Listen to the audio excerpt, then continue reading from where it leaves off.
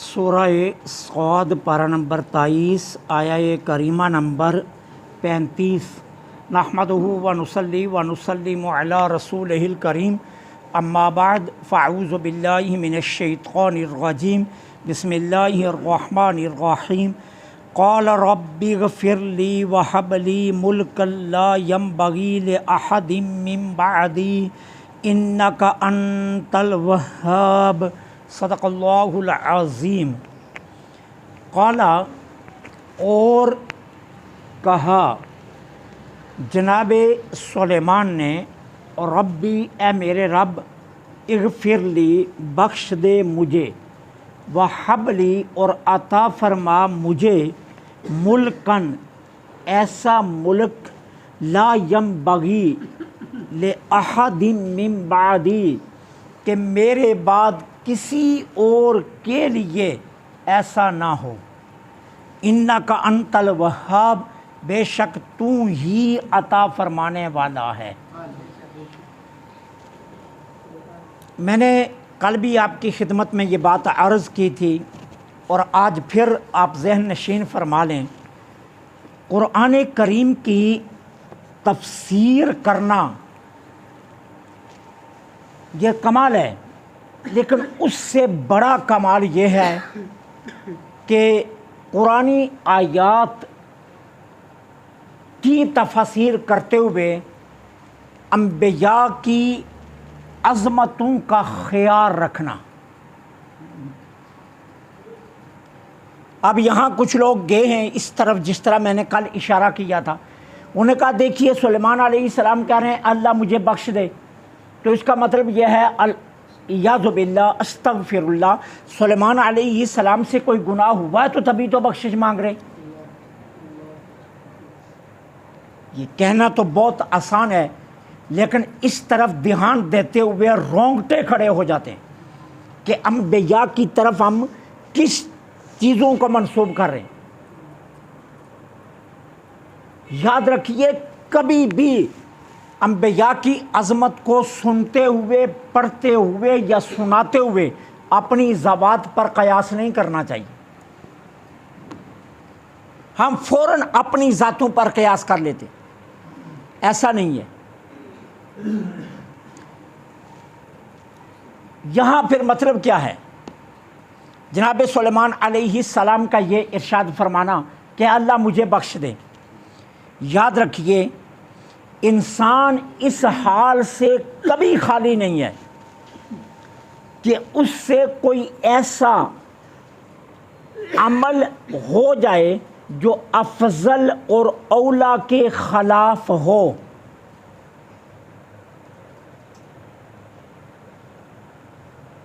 افضل اور اولا کے خلاف ہو، یا کوئی افضل اور اولا اس سے ترک ہو جائے۔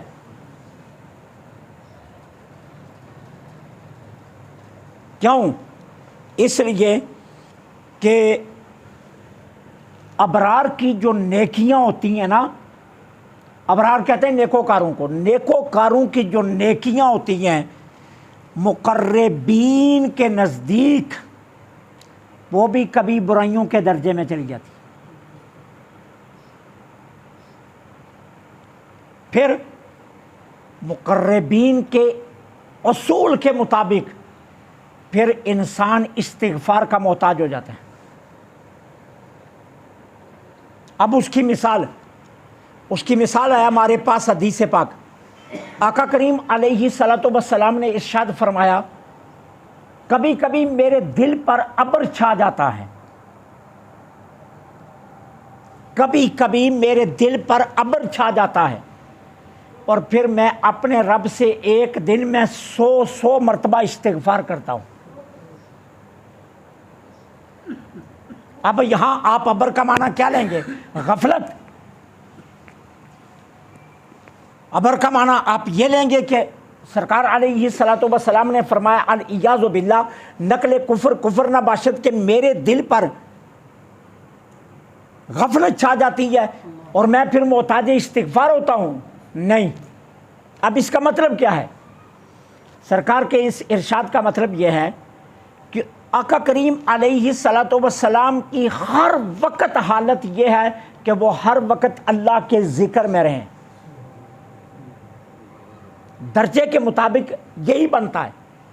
اب کیا ہے، سرکار فرماتے ہیں کبھی کبھی ایسا ہوتا ہے کہ میں امت کے احوال میں غور و خوض کرتا ہوں، اور امت کے احوال میں غور و خوض کے اس وقت میں جو میں اللہ کے ذکر کو ترک کرتا ہوں نا، اس کے بدلے میں پھر مجھے اللہ سے استغفار کی ضرورت پیش آتی ہے۔ یا پھر مطلب کیا ہوگا، مطلب یہ ہوتا ہے کہ میں اپنے وصال ظاہری کے بعد، وصال شریفہ کے بعد، کیونکہ یاد رکھیے سرکار علیہ الصلوۃ والسلام کی یہ دنیا نہیں ہے۔ اگر آپ احادیث پر غور کریں نا تو آپ کو پتہ چلے گا، جہاں سرکار نے فرمایا نا کہ مجھے دنیا کی 3 چیزیں پسند ہیں،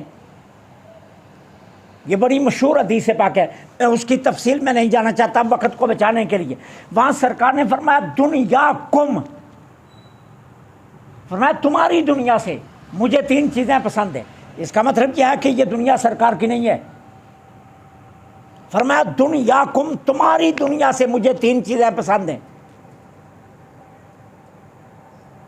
اب کیا ہے، سرکار علیہ الصلوۃ والسلام اپنے ظاہری وصال شریفہ کے بعد جب امت کے احوال کو دیکھتے تھے تو پھر سرکار امت کے لیے استغفار فرماتے تھے۔ 100 مرتبہ استغفار کا مطلب یہ ہے کہ میں ایک دن میں 100 مرتبہ استغفار کرتا ہوں۔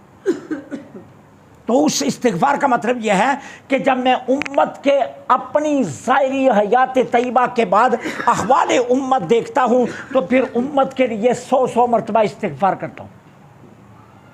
نمبر 3 اس کا مطلب کیا ہے، مطلب یہ ہے کہ جب میں اپنے ظاہری وجود مبارک کے ساتھ اللہ کے پاس لوٹ جاؤں گا تو میری امت میرے بعد جن جھگڑوں اور فسادوں اور آلات اور مصائب کا شکار ہوگی، ان حالات کو دیکھتا ہوں تو پھر میں اپنی امت کے لیے 100 مرتبہ استغفار کرتا ہوں۔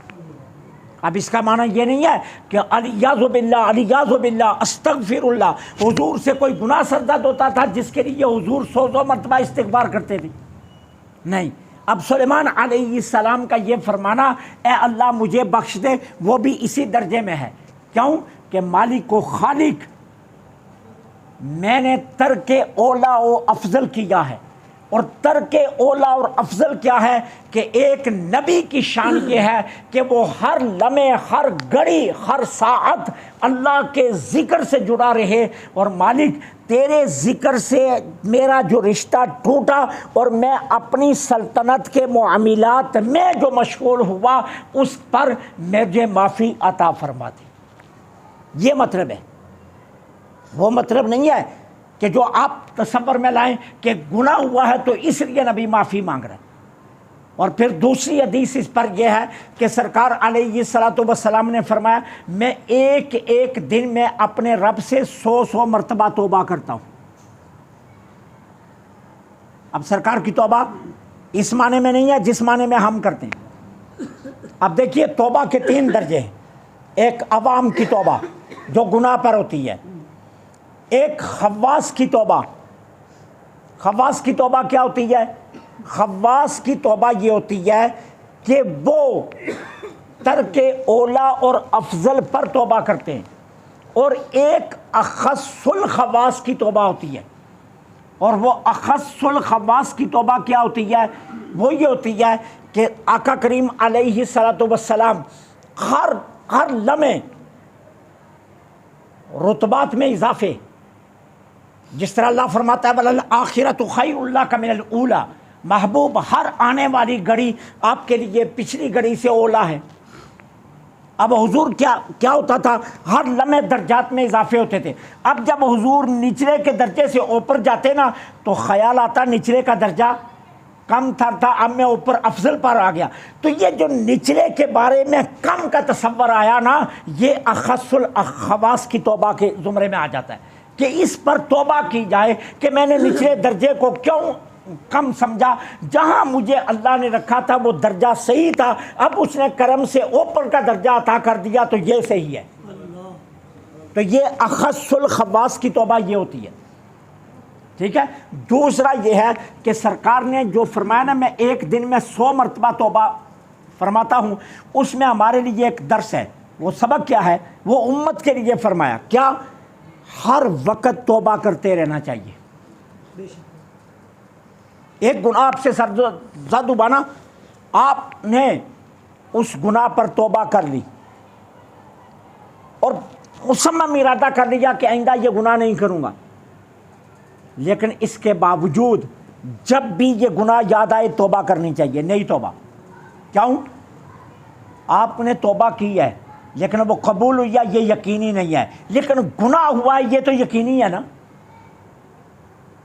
گناہ ہوا ہے یہ تو یقینی ہے نا۔ اب توبہ آپ نے کی ہے، اب معلوم نہیں کہ اللہ نے وہ توبہ قبول کی ہے یا نہیں، اس لیے حکم کیا ہے کہ ہر لمحے توبہ کرو، ہر وقت توبہ کرتے رہو، ہر وقت اللہ سے توبہ استغفار کرتے رہو۔ کیوں کہ معلوم نہیں آپ کی توبہ قبول ہوئی ہے یا نہیں ہوئی ہے۔ اب ہوا کیا؟ اب اس کا دوسرا معنی، اچھا آپ نے رو کر مانگی، سچے دل سے مانگی، عزم مصمم سے مانگی، قلب کی حاضری سے مانگی، اللہ کی بارگاہ میں بیٹھ کر مانگی، اور آپ کو یقین بھی ہے میری توبہ قبول ہو گئی، تو توبہ کے قبول ہونے پر پھر شکر بھی تو واجب ہے یا نہیں؟ وہ شکر بھی کرنا یا نہیں کہ اس نے توبہ آپ کی قبول کر دی اور آئندہ کے لیے آپ کو اس گناہ سے محفوظ کر دیا، تو اس کے لیے ہر لمحے آپ پر شکر واجب آ گیا یا نہیں؟ تو اس شکر کا ایک طریقہ یہ ہے کہ اس گناہ کو جب یاد کرو تو بھی توبہ کرو نہیں۔ جس طرح ام المومنین سیدہ عائشہ صدیقہ سلام اللہ علیہ فرماتی ہیں، آقا کریم اتنی عبادت فرماتے قدمین شریفین یا تو متورم ہو جاتے یا پھٹ جاتے، اتنا لمبا قیام فرماتے نا لمبا، تو قدمین شریفین یا تو متورم ہو جاتے یا پھٹ جاتے۔ تو ایک دن سیدہ فرماتی ہے میں نے ہاتھ جوڑ کر عرض کیا اللہ کے محبوب صلی اللہ علیہ وسلم، آپ کے صدقے اللہ نے آپ کے پچھلوں اور آپ کے اگلوں کے گناہ آپ کے صدقے معاف فرما دیے، پھر آپ اتنی لمبی عبادت مشقت والی کیوں کرتے ہیں؟ تو سرکار نے فرمایا عائشہ مجھے یہ بات پسند ہے، مجھے محبت ہے اس بات سے کہ میں اپنے رب کا شکر گزار بندہ بنوں۔ تو سرکار کا یہ فرمانا کہ میں استغفار کرتا ہوں 100 مرتبہ یا توبہ کرتا ہوں 100 مرتبہ، اس کا مطلب یہ ہے۔ اسی طرح جناب سلیمان علیہ السلام کا یہ فرمانا کہ اے اللہ مجھے بخش دے، تو یہ کس زمرے میں آئے گا؟ اخص الخواص کے زمرے میں، اخص الخواص کی توبہ، اخص الخواص کے استغفار کے زمرے میں آئے گا۔ یہ نہیں ہے کہ جناب سلیمان سے کوئی خطا ہوئی ہے تو وہ اس کی معافی مانگ رہے، اور اس کے بعد کیا عرض کیا؟ وَحَبْ لِي، اور مجھے عطا فرما۔ ابھی آج ہم نے آیت کا اتنا حصہ پڑھنا ہے، اگلا انشاءاللہ زندگی نے وفا کی تو کل پڑھیں گے۔ اب اس کے بعد جناب سلیمان کیا کہہ رہے ہیں؟ حَبْ لِي، اے اللہ مجھے عطا فرما۔ اب یہ ایک سبق ہے، دعا کا ایک طریقہ قرآن بتا رہا ہے۔ جناب سلیمان علیہ السلام کا یہ واقعہ قرآن بیان کر کے ہمیں ایک طریقہ سکھا رہا ہے۔ وہ طریقہ کیا ہے کہ جب بھی دعا مانگو سب سے پہلے آخرت کے متعلق دعائیں مانگو اور بعد میں دنیا مانگو۔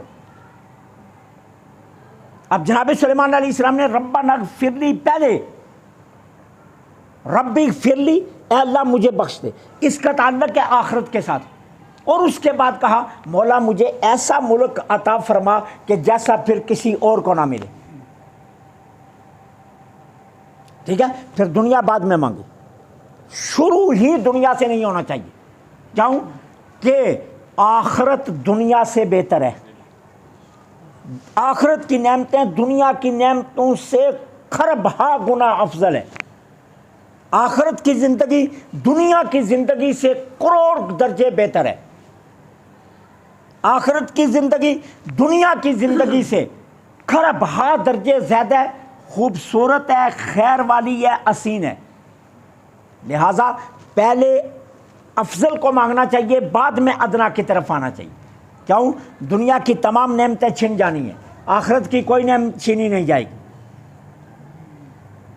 دنیا میں موت ہے، آخرت میں موت نہیں ہے۔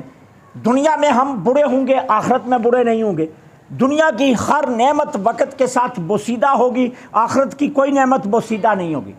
دنیا کی ہر ایک چیز کے لیے فنا ہے، اور آخرت میں کسی چیز کے لیے فنا نہیں ہے۔ لہذا